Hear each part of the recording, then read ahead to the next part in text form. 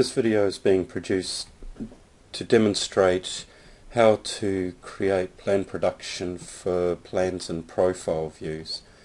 At the moment I've got open a DWT file that has viewports, one at the top that is a type plan viewport and another one at the bottom that is a type profile viewport. They have layout tabs that have scales on them. These scales at the bottom that are shown on the layout tabs represent the viewport scales for each of these viewports in each layout tab. I've discussed this further in another video on plan production for cross sections, so I won't discuss it any further here. I'm going to flick over now to our design drawing, and we have three roads on this design drawing: an existing road, a northern road and a southern road. I'm just going to concentrate on the southern road, and we're going to create view frames for this. So in the Outputs tab of your ribbon tabs, I'm going to click on Create View Frames. This leads us through a wizard, which I won't go through too in depth. Most of it's self-explanatory. I'm going to pick the alignment road south center line and go next. This, I will explain, is we're going to create a plan and profile view, and the template I'm going to use is one of the layout tabs from that particular template that I just showed you before. And this one I'm going to pick 1 to 500 for the plan and profile view. I'm going to click OK. Now we'll get an option for the view frame placement to be along the alignment or rotate all of them north.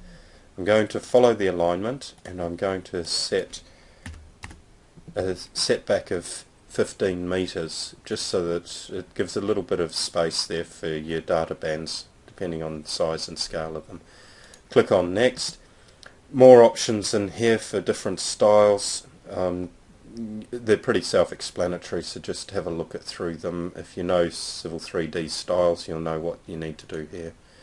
Match lines. Now, match lines are the lines at the beginning and the end of each plan view that shows you where the join line is for the next one.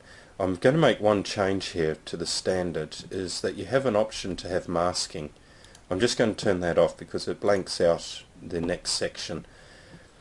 And I'm going to go next. Now this is important, is to set your profile views.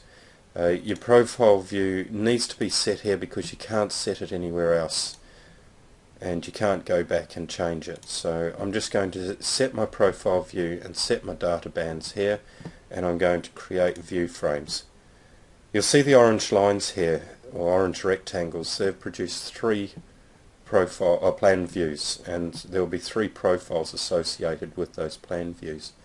So next we go and create sheets. It's the second button along on the Output tab. Click on Create Sheets. Sheets is another wizard that comes up. I won't go through this. They're all pretty similar sort of things that you would experience in Civil 3D. One thing though is the layout creation. You have either new drawings or all-in-one drawing. I'm going to keep all the layouts in the current drawing. And the other option, you can choose a north arrow. It will automatically orientate the north arrow to be north with the profile views. Plan view, sorry. Right, the next one we've got is sheet sets, and you just follow through the process there of what you want to do. The last one, you'll see the options to change profile view and band set are greyed out. Right, now you also have various other options to align the views and where you're going to get your profile view options. And create sheet sets.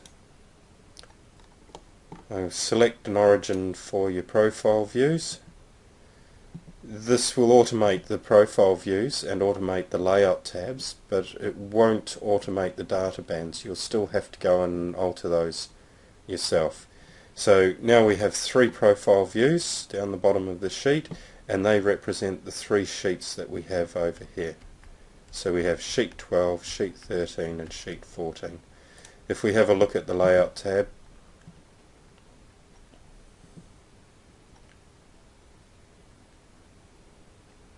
you'll see that the plan and the profiles, they line up. We opted at the start, and the sheet divider is shown as magenta, Now the profile view itself, we need to make a few changes to the data bands, so we'll just go and change the data bands so that it is getting the information off the correct profile.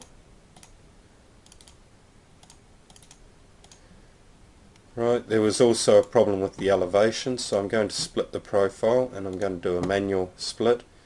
I'm going to add a split, and that split is going to be, let's say, about this chainage and at about 79 meters, I will say. And we'll go OK to that. Okay, it has now updated the profile view, so all our data bands are to the design levels, and we've got a bit of a split in our profile so that we can see the whole design. That's all there really is to it. Thank you very much for watching.